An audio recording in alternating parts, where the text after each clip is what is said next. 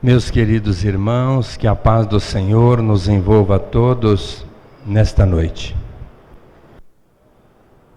Por 2 vezes eu recebi uma crítica muito direta.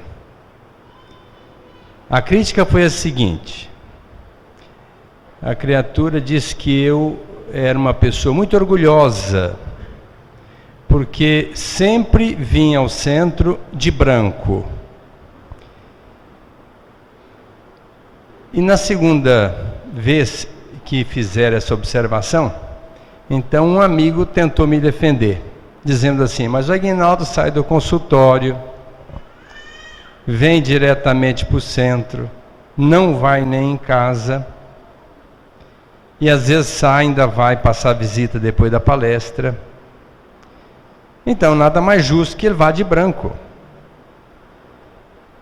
Mas a pessoa disse assim: mas ele deveria ser mais humilde, deveria colocar uma camisa de cor dentro do carro e quando entrasse no centro, entrasse de camisa de cor. Aí eu me senti de sapato e calça branca com camisa de cor, mais passista de escola de samba do que médico, né? Mas tudo bem, eu fiquei mais tranquilo quando eu ouvi a palestra do nosso irmão, que falou aqui para nós sobre a humildade, e realmente não se pode medir a pessoa pela vestimenta. Não sou nem orgulhoso nem humilde, porque visto ou deixo de vestir roupa branca. E nós, profissionais da saúde, nós vestimos a roupa branca porque ela retrata bem a limpeza. Nós não podemos levar sujeira para os nossos pacientes. O enfermeiro, o dentista, o médico, o laboratorista, alguém que esteja na área da saúde. E não tem nada mais importante para denunciar a sujeira do que o branco. Basta uma pintinha para a gente saber que a gente está com a roupa suja. O preto, o azul, o vermelho, às vezes está muito sujo e a gente nem sabe. Mas o branco não tem jeito. A minha amiga me deu um abraço e um beijo aqui, já manchou minha camisa de branco, hoje, de vermelho. Hoje em casa eu estou frito. Porque marca e não tem jeito de dizer que está limpa a roupa. E dá um trabalho para limpar depois, não é? Minha mulher, quando eu chego com batom em casa, ela não fica brava mais, mas ela manda eu lavar. Pelo menos isso, né? Mas isso é para mostrar que quando a gente suja uma roupa branca, dá muito trabalho realmente para lavar. Talvez vocês não estejam entendendo nada, né? Por que o Aguinaldo vem com esse assunto de roupa branca? Exatamente para dizer o seguinte, que nós temos um corpo que reveste o nosso perispírito, que chama perispírito, e esse corpo, ele grava muito mais as máculas do que uma roupa branca. Até o nosso pensamento, quando ele é voltado para o mal, ele impregna, ele impressiona o nosso perispírito. E é uma impressão muito grave, porque ela não se desfaz, até que a gente venha lavar o nosso perispírito. Porque a gente lava o perispírito, vocês sabiam disso? Através da reencarnação. O que nós estamos fazendo aqui hoje é lavar o nosso perispírito, que está bem sujinho. Até o pensamento. Por isso é que Jesus disse que a gente não deveria pensar nada de mal, falar e fazer nada de mal, porque isto é de nossa responsabilidade. Quando ele disse: se uma pessoa for falar mal da outra, ela será condenada ao fogo do inferno. Isso foi dito pelo Jesus, pelo Cristo. Não é esse inferno, um lugar onde a gente vai queimar. Não, é aquele fogo da própria consciência. Porque o dia que nós tivermos essa esse sentimento, porque entender, a gente até entende que não deve falar mal dos outros, mas eu estou dizendo sentir. Quando a gente tiver essa essência do sentir, nós vamos perceber que não é uma boa falar dos outros. E se nós falarmos mal de alguém, não tenha dúvida, isso fica gravado no nosso perispírito. Se nós pensarmos mal de alguém, fica gravado no perispírito. Dizem os espíritos que o nosso perispírito é como se fosse uma película cinematográfica ou fotográfica, ou uma película de raio-x, que basta disparar um raio, qualquer que seja, para impregnar, macular, manchar esta película fotográfica. Mas ele disse que o perispírito é mais sutil ainda, é muito mais suscetível de ser impregnado do que a própria película do raio-x da máquina fotográfica. Então, não tem alternativa. Tanto é que o Cristo foi claro: nada de oculto há que não venha ser revelado. Nós vamos desencarnar e vamos levar nosso perispírito. Quando eu chego aqui, eu estou de branco, todo mundo, ó, o Aguinaldo está de branco, deixa eu ver se tem uma manchinha na camisa ou na calça. E dá para ver rápido, porque o branco denuncia. O perispírito é a mesma coisa. Quando nós chegarmos em algum lugar, nós vamos chegar com o nosso perispírito. E já vão medir a nossa vibração pela nossa condição perispiritual. E só tem um jeito da gente limpar o perispírito, é reencarnando. Temos que reencarnar. É aqui que nós vamos fazer a limpeza. Agora, a grande problemática é que a gente começa a limpar uma parte e suja a outra. Isso é que é difícil. A gente vem aqui, já dá uma limpadinha aqui, amanhã a gente suja o resto. A gente vai limpando, quando a gente pensa agora está quase limpo, vem outra mácula. E assim fica difícil. E a nossa reencarnação se presta para uma missão, uma provação e uma expiação. Nós temos pequenas missões. Em tese, nós somos todos missionários. Uma missão de fazer alguma coisa. Por exemplo, a paternidade, a maternidade é uma missão. Mas tem tantas outras missões. Nós somos missionários de Deus. Agora, se nós vamos executar o plano ou não, aí é com cada um. Quando é uma missão que não pode ter falha, aí a espiritualidade delega essa missão para uma pessoa especializada. Não tem nenhuma chance dela errar. Ela vem e cumpre. Quando não pode ter falha. Quando pode, fica aí por nossa conta. Vamos dar conta do recado ou não? Se dermos, bom para nós. Se não, lá vem as consequências. Provação. A gente vem para ser provado. Todos nós estamos aqui numa prova. Vamos passar de ano? Não sei. Cada um está sendo submetido a uma prova. Porque se nós somos espíritos inferiores, nós temos que ser provados. Não dá para dizer, não, eu sou bom. Ah, é? Então vamos ver. E esse vamos ver é que é o grande problema na nossa vida. Nós somos agraciados por conhecermos a doutrina espírita que nos esclarece e responsabiliza. Então a gente já sabe que viver aqui na Terra não é brincar de viver.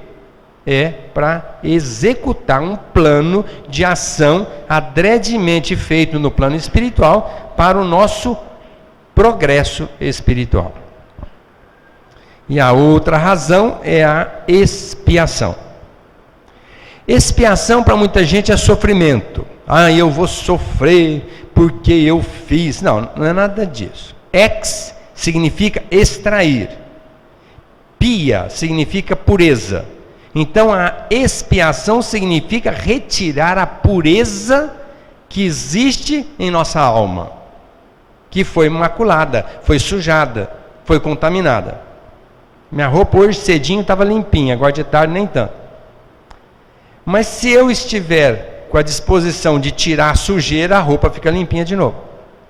Então a expiação é para limpar o nosso espírito. Agora, para limpar, precisa de trabalho. Ninguém vai lavar uma roupa branca e achar que é fácil. Não, vai dar trabalho. Mas a proposta é limpar a roupa branca. Expiar significa limpar o perispírito. É fácil? Não.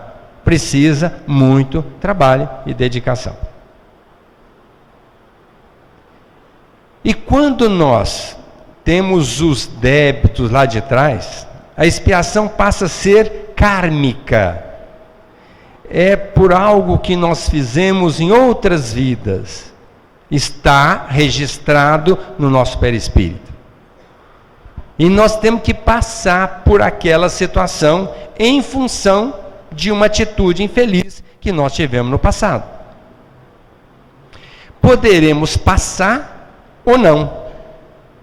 Diz o Pedro, discípulo de Jesus, que o amor cobre uma multidão de erros. Então, através do amor, às vezes nós não precisamos passar por um sofrimento. Porque o amor também limpa o nosso perispírito. O amor é como se fosse, imaginem, um balde de água suja. E a gente coloca debaixo de uma torneira, pingando. Tum, tum. De gotinha em gotinha, o que vai acontecer depois de algum tempo? Aquela água está limpíssima. E não fizemos nada, só colocamos uma água limpa. É assim que funciona o nosso perispírito. Se nós estamos com ele imaculado e começamos a amar, o perispírito vai se limpando. E chega lá na frente, aí a hora da expiação kármica. Você fez, agora tem que pagar. Se a pessoa já fez um trabalho prévio, já limpou o perispírito, está tudo certo. Mas se não fez, aí não tem jeito. Essa é a expiação kármica. A outra expiação é a dinâmica, aquela que é fruto do dia a dia. Nós vamos aprendendo pelo nosso trabalho, pelas nossas atividades, mas esse aprendizado nos dá melhores condições futuras. Se nós estivermos aqui analisando o lado profissional, vai nos dar melhores condições profissionais pelo nosso trabalho. É uma expiação dinâmica. Eu estou dinamizando o aprimoramento do meu espírito profissionalmente falando. Mas como a gente trabalha e sofre as consequências do trabalho, é uma expiação dinâmica, que a gente vai sofrendo por consequência do trabalho. Agora, existe a chamada expiação reflexiva, aquela em que a gente tem que limpar a nossa alma ou o nosso perispírito em função de algumas atitudes infelizes que nós nos permitimos ainda nessa existência. E eu hoje vou dar um toquezinho sutil nas expiações reflexivas desta atual existência. Porque nós sofremos. Expiação significa um sofrimento. Nós estamos extraindo a sujeira, mas isso demanda um sofrimento, um trabalho, uma luta, uma frustração, demanda determinados sofrimentos. Mas nós sofremos algumas vezes sem razão, sem precisar. Nós poderíamos evitar. Quer ver um exemplo disso? A desonestidade. A pessoa desonesta, ela vai pagar um preço muito caro pela desonestidade.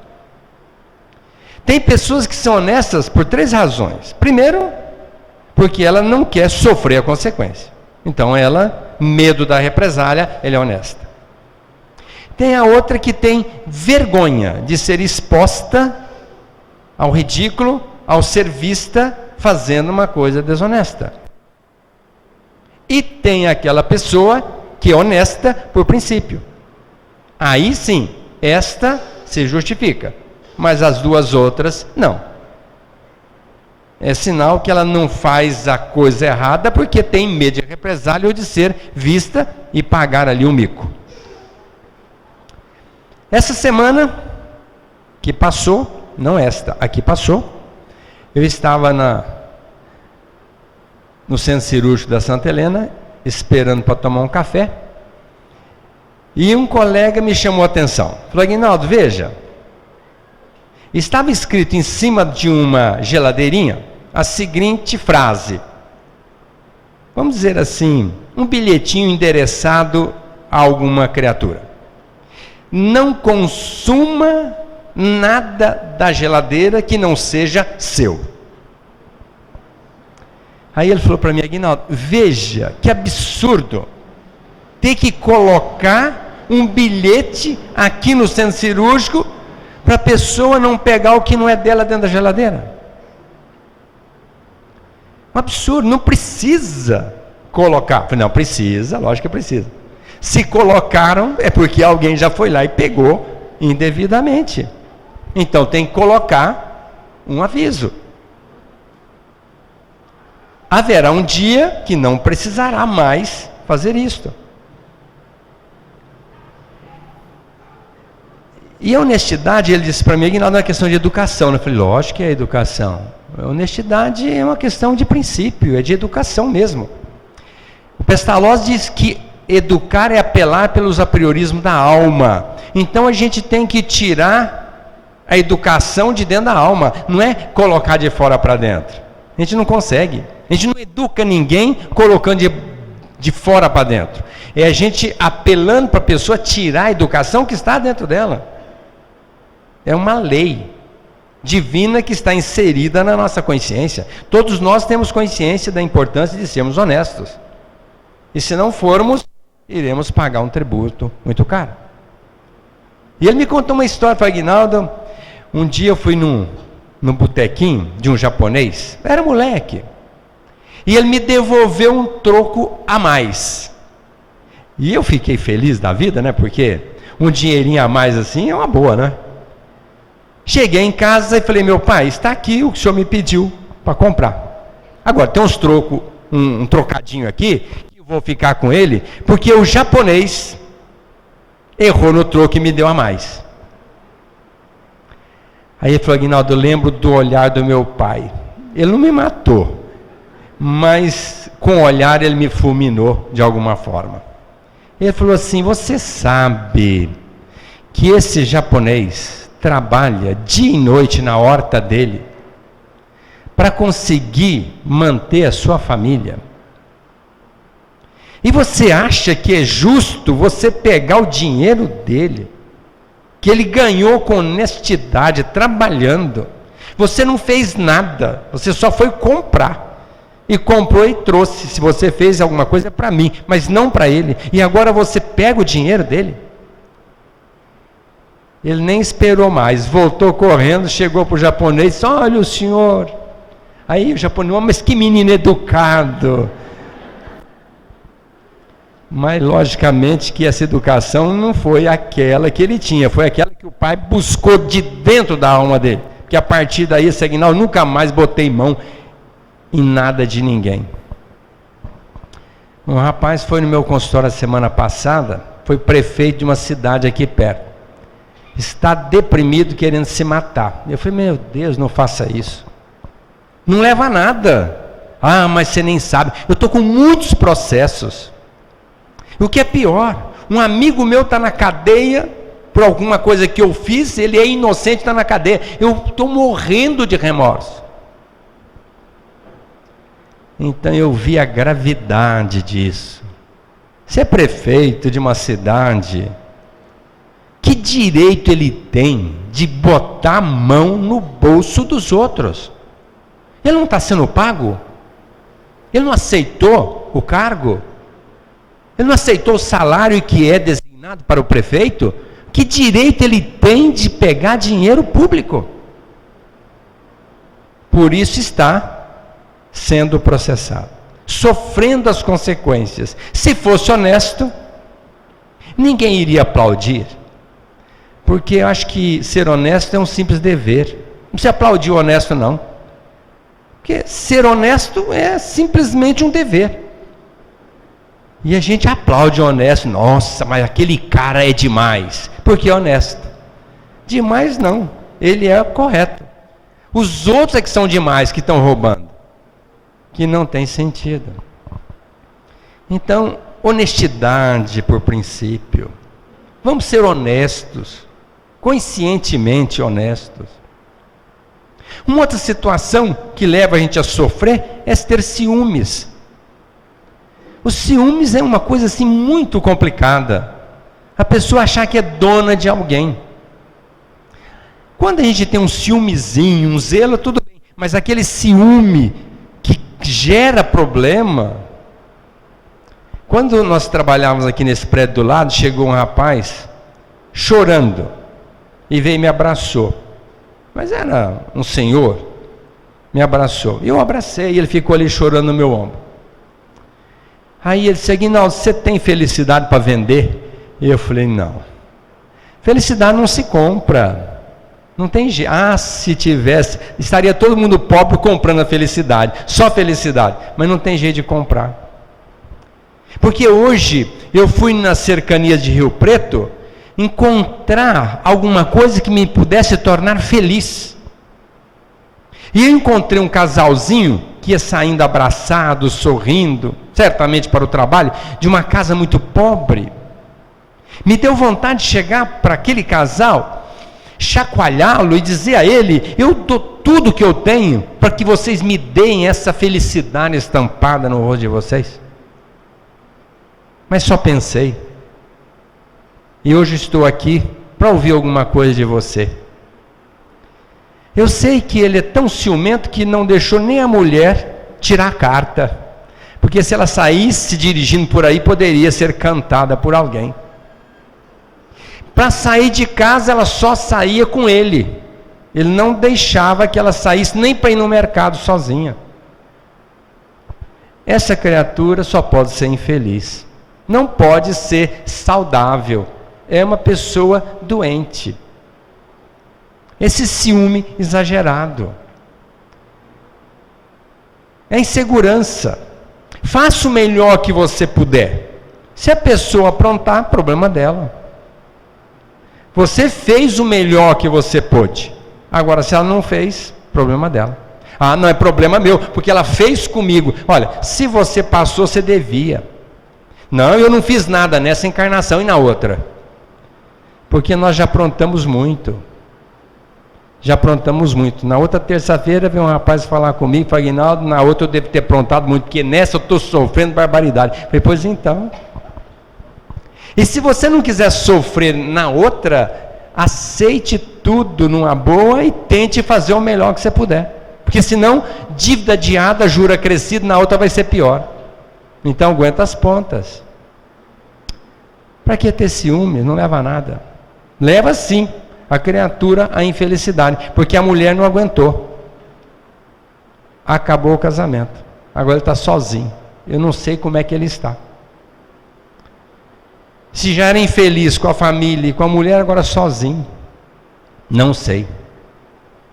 Uma outra coisa que faz a gente sofrer muito é a ociosidade. A pessoa não fazer nada. Eu fico pensando, se alguém me colocar num lugar para eu não fazer nada, eu acho que se tiver direito de desencarnar, eu quero. Porque eu sei que eu vou sofrer muito. Não fazer nada é um desastre. E tem gente que pensa em aposentar para não fazer nada. Eu não sei o que a pessoa pode ter na cabeça. André Luiz fala que o aposentado tem que dar 8 horas de trabalho por semana no bem, para fazer o alforje de volta, espiritualmente falando. 8 horas por semana. Todo dia 1 hora, um dia da semana 2 horas. Ou 2 horas por 4 dias, ou 8 horas num dia só, mas é 8 horas por semana. Um rapaz foi no meu consultório e disse: Aguinaldo, estou numa boa. Eu falei: ah, é? Por quê? Aposentei. Eu falei: não, que legal. 45 anos. Comecei muito cedo, trabalhando, carteirinha registrada. Agora eu aposentei como funcionário do banco. Peguei o dinheiro e agora eu vou ficar numa boa. Falei, tudo bem, o que você vai fazer com o dinheiro? Não, vou botar na poupança e vou gastar o resto da minha vida. Eu acho que ele, como bancário, foi meio falido, porque dinheiro de poupança dá para ele viver o resto da vida? Aquele que a gente recebe durante o final da aposentadoria não dá. Eu falei, rapaz, mas faça alguma coisa. Você acha? Eu já trabalhei demais desde criança. Eu vou agora ficar em casa. Coitada da mulher. Porque um homem dentro de casa o dia inteiro deve ser de arrasar. Se for para eu reencarnar como mulher na próxima, até que aceito, mas não com o marido aposentado dentro de casa. Aí eu não dou conta. Deve ser terrível. E a pessoa aposenta para não fazer nada. A ociosidade é um desastre. Para encerrar a conversa, não deu 5 anos de aposentadoria, ele pegou um câncer de pulmão e desencarnou. Olha, eu o convidei para trabalhar aqui no Francisco de Assis, que ele morava bem pertinho daqui. Vai para o centro, já que você está aposentado e tem tempo de sobra, vai ajudar a gente. Tem muito serviço lá no centro. E ele, até por uma questão de delicadeza, falou assim, eu vou, mas não veio.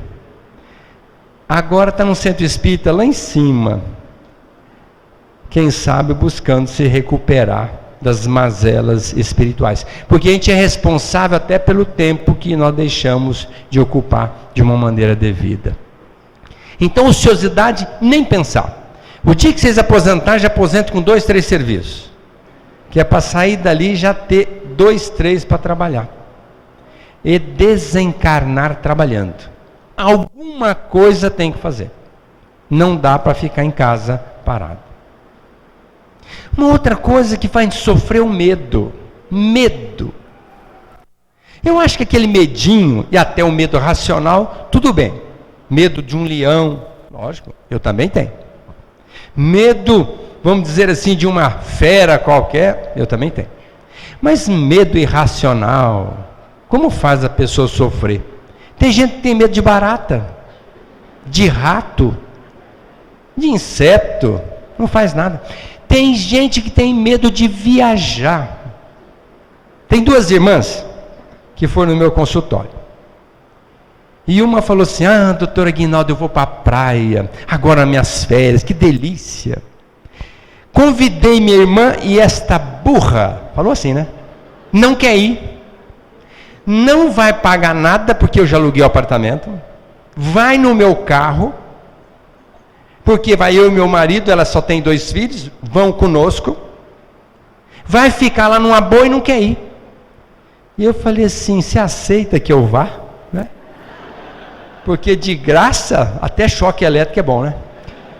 Mas aí ela disse assim, não doutor, imagina. Aí eu perguntei para ela, mas por que a senhora não quer ir com a sua irmã? Porque tem coisa melhor do que irmão? Eu tenho 2 irmãos, aliás um já desencarnou, né? Tinha 6, 4 já desencarnaram, né? Só sobrou um. Mas irmão, para mim, é uma coisa muito doce. Ir com a irmã para a praia, tem coisa melhor? Acho que não tem. Pode ter igual, melhor não pode ter. E ela disse, doutor, não vou. Sabe por quê, doutor? Eu chego lá, meus filhos vão pegar uma doença, e eu vou ter que cuidar deles. Você fica em casa. Mas como vai pegar a doença? Doutor, eu tenho medo de... Porque todo mundo que vai em praia volta com diarreia. Então eu estou com medo do meu filho pegar uma virose e eu ter que pagar um preço muito caro. E ademais, eu tenho medo de estrada também. E se sofrer um acidente? Vai, desencarna. Qual é o problema? Desencarna, vai para o outro lado. A vida continua, a gente vai chegar do lado de lá, às vezes até bem recebido, né? Espero. Aí é uma boa. A pessoa tem medo de viajar e deixar de curtir uma praia com a irmã. Olha que medo mais absurdo. Eu poderia passar aqui quase que falando só sobre medo. Quantos medos infundados. A pessoa tem medo de operar. Mas não vai resolver o problema da doença? O centro cirúrgico é o lugar mais seguro que tem no seio da terra. e tem medo de centro cirúrgico. Ele teria que ter medo aí da esquina. 2 carros batem, vem em cima da gente e mata a gente. Mas no centro cirúrgico, lá não morre.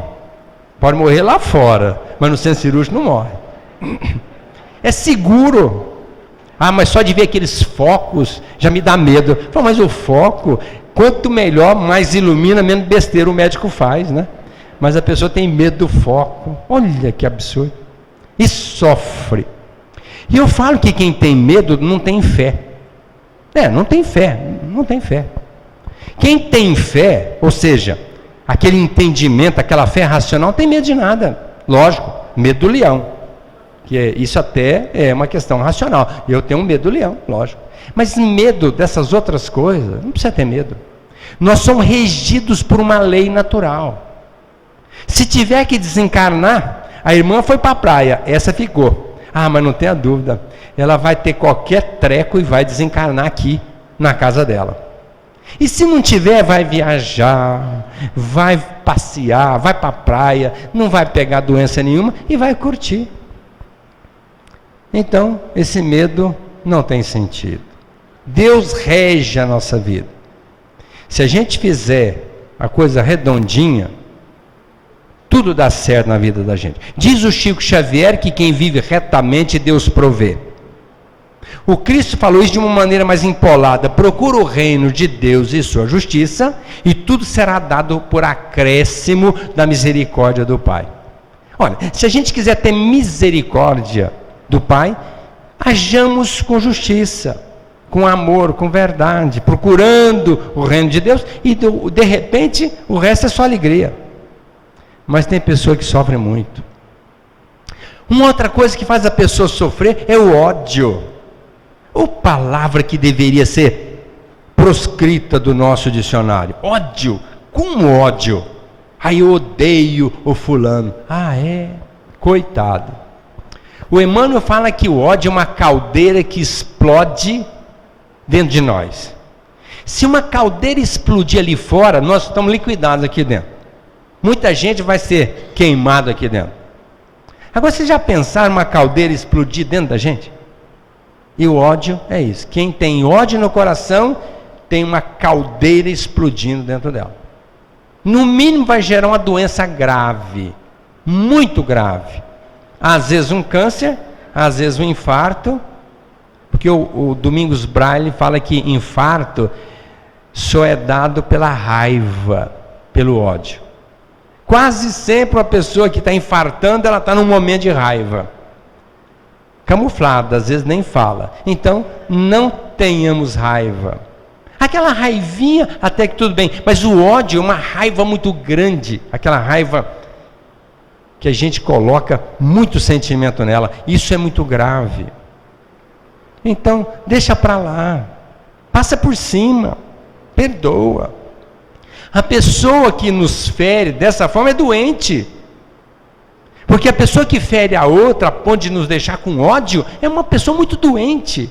Extremamente doente. E o Cristo disse: eu vim para os doentes, eu não vim para os sãos. Então é hora de a gente ajudar a pessoa. Não ter ódio dela. Não ter raiva dela. Trabalhar o sentimento. E procurar trabalhar rapidamente esse sentimento e ajudar a pessoa. Mas ajudar, sim, lógico, ajudar. Ela precisa da gente. Bom para quem assume esta postura, porque se cultiva o ódio, se prepare. Uma doença caprichada está rondando por perto. Uma outra coisa que nos faz sofrer é a prepotência. A pessoa achar que é a senhora absoluta da situação. Tem uma frase que fala assim: a última palavra sempre é burra. Pode ver, aquela pessoa que briga, não, comigo é assim: falei e tem que obedecer. Palavra burra. Eu falei porque eu estou com a razão e tem que ser. Palavra burra. A última palavra sempre é burra. Porque a pessoa quer ter razão. Pode até ter, está até com a verdade, mas vai gerar um problema tão caótico, uma situação tão desnecessária. Deixa o outro com a razão. Se ele acha que ele está com a verdade, mesmo errado, deixa para lá, vai cuidar da tua vida. Mas tem gente que não deixa. Tem gente, não, mas comigo é assim, tem que ser assim. E esse tem que ser assim é muito complicado. Prepotência. E nós vivemos sob o aval, a custódia do Criador. Não temos garantia de nada. A gente pode até achar que está senhor absoluto da situação. Do momento que Deus determinar qualquer coisa, já acabou aquela situação. Já não podemos dizer mais que estamos senhores absolutos da situação.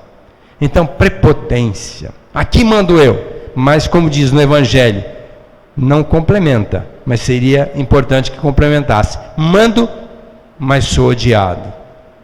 E assim, a pessoa pacífica, a pessoa que tem jogo de cintura, aquela pessoa que procura ser pacificadora, ela vive em paz. A pessoa que quer mandar na sua prepotência, com a palavra final, ela vai sofrer muito as consequências. A inveja. Olha como a pessoa invejosa sofre. Vocês conhecem alguma pessoa invejosa? Está cheio. Quando a gente fala para um amigo, meu filho passou no vestibular. Ele pensa assim, o meu não passou.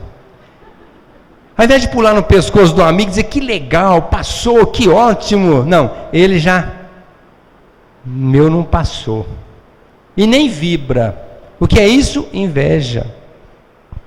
Quando vocês falaram assim, eu comprei um carro bonito, último tipo, ele fala assim, mas eu também vou comprar um. O invejoso, ele não aceita o sucesso do outro. Não aceita. Se um colega na profissão vai bem, não tenha dúvida que o outro vai fazer uma crítica em cima. Um dia um colega não teve o descabimento de falar para mim que eu sou espírita para ter uma clínica grande. Eu falei, gozado, eu sou médico de 40 anos para cá e sou espírita há 60 anos. Eu, moleque, com 4 anos, ter essa ideia de ser espírita para fazer uma clínica um dia, é muita perspicácia, não é? Mas ele, não suportando, trabalhando perto de mim, que eu tivesse uma clínica razoável, ele foi justificar que eu tinha uma clínica grande por causa do espiritismo. E eu fui ser espírita para poder arrebanhar cliente da casa espírita para o meu consultório. Olha o que ele teve a pachorra de dizer. Eu não quis nem saber quem é o colega que falou isso. Porque quando me contaram, assim, não quero saber quem falou. Porque a gente também não é tão santo assim, dizer, não, está perdoado, né? Que bom que ele pensou assim, né? Não é bem assim, né? A gente não se conhece. Porque a gente acha que conhece, né? Acha que se conhece, mas a gente não, nós não nos conhecemos. A gente só vai saber quem nós somos na hora do testemunho. Porque falar, meu Deus, é fácil. Fazer é que é o problema. Então nós temos que estar sempre muito atentos. Eu falei, não quero saber. E não fiquei sabendo, não sei quem é e não tenho nenhum sentimento contra ninguém, porque nem isso eu fiquei sabendo. Foi bom para mim. Então inveja, que coisa horrível, né? Revolta. A pessoa revoltada. Tem pessoa que é revoltada com a vida. Você já olha que absurdo a pessoa ser revoltada com a vida. Ele aprontou. Agora Deus deu uma chance para ele de novo e ele é revoltado contra a chance que Deus deu para ele. Se ele tem que ser revoltado, é contra ele mesmo. Fala assim, eu estou sofrendo essa vida difícil porque eu não me ative para um detalhe maior e me permitiu uma situação dessa. Mas é revoltado. E às vezes quer se vingar. Já que Deus não faz para mim, eu não vou fazer para ninguém. Tem gente que fala assim. Revoltado com Deus. Se Deus não me dá, também não vou dar para ninguém. Está na contramão. Se ele entendesse que a única garantia que ele tem de que a vida dele vai ser melhor é fazendo o bem, tenho certeza que ele mudaria de trajetória. Vou repetir. A única garantia que nós temos de que a nossa vida vai ser melhor amanhã é se nós fizermos o bem hoje.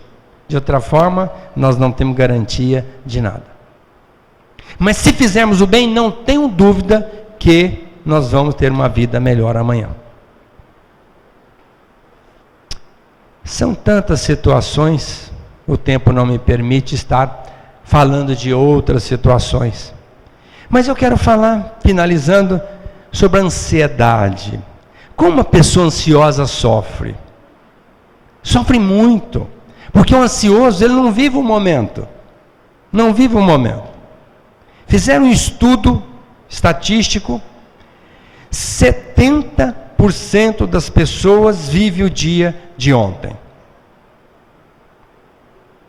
Vocês são bons de matemática, não são? 25% vive o dia de amanhã. Quantos vivem o dia de hoje? 5%. Como é que você vai? Ih, mas estou tão preocupado. Amanhã vai ter que acontecer uma coisa. Aí pergunta para o outro, e aí, como é que você vai? Ah, ontem aconteceu uma coisa horrível. Quando a gente perguntar para alguém, como é que você vai? Estou ótimo. Como hoje uma pessoa falou assim, estou muito bem, porque tenho mais do que mereço. Eu falei, esse está demais. Mas a pessoa vive no ontem. Aquele que já foi, o ontem já foi. Não tem jeito de voltar. 70% das pessoas que ficam vivendo o dia de ontem estão sofrendo. E geralmente aquele ontem desastroso. Porque o ontem bom a gente esquece. A gente só lembra daquele ontem ruim e fica naquela autocomiseração, falando do seu problema por ter dó. Porque é assim, né? A pessoa, minha doença, fica com ela para você, eu não quero. A pessoa quer falar da doença dela para outro, coitadinho, né? E fica remoendo a doença. Se acontecer uma coisa lá atrás, e fala uma vez, e fala duas, e sofre amargamente. E aquele que fica pensando no amanhã. Jesus disse que a gente não tem que se preocupar com o dia de amanhã. Nem com o que comer e nem com o que vestir. Está no Evangelho. Se Deus dá para os pássaros, que não trabalham nem ceifam, o que eles têm que comer, e dá também para os vegetais o que eles têm que vestir, que o vegetal tem que ter uma vestimenta, Deus dá, embora o vegetal vai ser queimado, porque as plantas geralmente são queimadas. Que dirá vós que sois filhos diretos do Pai? Para muita gente, Jesus fez nessa colocação apologia à preguiça. Já que é assim não vou fazer nada. Não, ele não disse isso. Ele disse para nós não nos preocuparmos com o que nós haveríamos de vestir e de comer. Vamos fazer hoje quem tem que fazer. Levantar cedo, trabalhar, cumprir o programa. Se o dinheiro está curto, trabalha sábado e domingo. Aí a gente paga as contas e compra uma roupinha e até dá para passear. Agora, ficar preocupado, adianta ficar preocupado, estou preocupado porque no final do mês eu tenho que pagar uma conta. Final do mês até lá você trabalha, arruma dinheiro e paga. Mas se não tiver, pede para adiar a dívida. Ou pede o dinheiro emprestado. Ou faz alguma coisa, mas é no final do mês.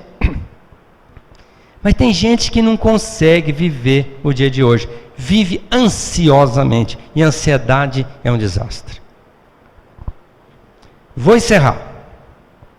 Eu vou resumir tudo o que eu falei em 3 frases. E vocês vão gravar. Essas 3 frases vocês têm que colocar no lugar que vocês mais vão. Onde é que a mulher mais vai? No espelho, não é? Não é? A mulher não vive muito no espelho? É verdade. Onde o homem mais vai? Na geladeira. Então vamos escrever para os homens na geladeira e vamos colocar no espelho para as mulheres. E vocês vão mudar a vida de vocês. Quando eu encontrar com vocês daqui 10 anos, vocês vão dizer assim, ainda encarnados: Aguinaldo, mas eu estou numa boa. Porque aquele dia você deu recado e eu coloquei na minha vida, matei a pau. Não tenho mais sofrimento. Vou escrever porque de repente vocês esquecem. Vocês têm que escrever, tomar nota e colocar numa cartolina branca com letra vermelha, viu? Bem grandona. Primeira delas, não é comigo. Essa é a primeira frase, não é comigo. Ah, mas ele aprontou com você. Não é comigo. Aliás, até logo, passe bem, já estou indo embora. Não se sente ofendido. Larga para lá. Cuida da vida.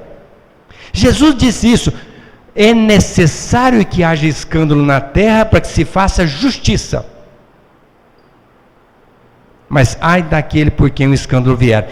O escândalo vem do verbo escandalizar, do grego, que significa fazer mal a alguém. Então Jesus teria dito: alguém tem que fazer mal a alguém para que se faça justiça. Então, se alguém nos fez o mal, a gente tem que chegar para ele e agradecer. É verdade. Ele nos ajudou a reparar um erro. Então, no mínimo, nós temos um débito para com ele. E orar para que ele tenha a misericórdia do Pai, porque já ficou responsável por aquela dívida. Segunda, viver o dia de hoje.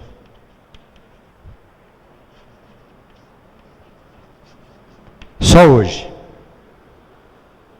Aliás, eu vou até dividir um pouco. Viver o período da manhã, o período da tarde e o período da noite. Porque se eu fosse operar meu doente, pensando na minha palestra, tenho certeza que o doente estava ferrado. É, porque a gente fica pensando o que eu vou falar, como é que vai ser, e não presta atenção no que eu estou fazendo. Então eu até vou dividir. Pensa no que você vai fazer de manhã, no que você vai fazer de tarde, à tarde, e no que você vai fazer de noite, de noite. Ah, mas e se vier aquele pensamento? Não se preocupe. 2 pensamentos não ocupam o mesmo lugar. Não tem jeito de pensar em 2 coisas. Então, se vier um pensamento que não nos agrada, não precisa brigar com ele. Eu não quero pensar nisso, eu não quero pensar nisso. No que está pensando? Nisso. Pensa numa outra coisa boa, que aliás nós temos muitas, mais do que as ruins. Mas nós, ao invés de alimentarmos a nossa mente com ideias boas, a gente coloca ideia ruim. E como a gente gosta, e fica, e pensa, e remói, e sofre, e fica só nas coisas ruins. Não se preocupe com aquela coisa ruim, coloca uma boa, a outra vai embora. Então está aqui, viver o dia de hoje. E a última, bem sempre, mal nunca.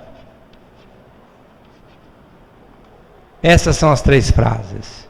Não faço mal para ninguém, nem para a formiga. Faço bem. Para nós melhorarmos a nossa vibração, é importante mantermos um pensamento elevado. A oração é um pensamento elevado. Fazer o bem eleva a nossa vibração. Fazer o bem, ajudar o outro, fazer alguma coisa pelo outro, dar-lhe esperanças, dar-lhe notícia de Deus que ele não está esquecido. Porque quem sofre muitas das vezes se acha esquecido, principalmente os miseráveis, socioeconomicamente falando. Fazendo o bem, nós damos um alento para essa criatura. Brilha a vossa luz diante dos homens para glorificar o meu Pai. Vamos fazer o bem. Sempre que possível, estudar bastante, porque a gente só vai buscar aquilo que a gente aprende. A palestra é importante, mas não fiquem apenas na palestra. Estudem. Cada livro lido, uma ideia modificada. André Luiz. E a gente sabe que o nosso terapeuta é Jesus, modelo e guia da humanidade. Quem quer ser feliz, trilhe no caminho de Jesus. Por isso, Alta de Souza nos adverte. Mas se buscas o Cristo soberano, por excelso refúgio às próprias dores, busca, hoje e amanhã, por onde fores, no torturado coração humano. Desce aos vales de grandes amargores, que denunciam os sofrimentos insanos, a aflição, a miséria e os desenganos, entre os flagelos libertadores. Desce a feição do sol na noite fria, guardando a caridade por teu guia, amando e servindo toda hora. E ante a divina primavera, encontrarás o Cristo que te espera, crucificado mas agradecido, em cada ser que chora. Muita paz.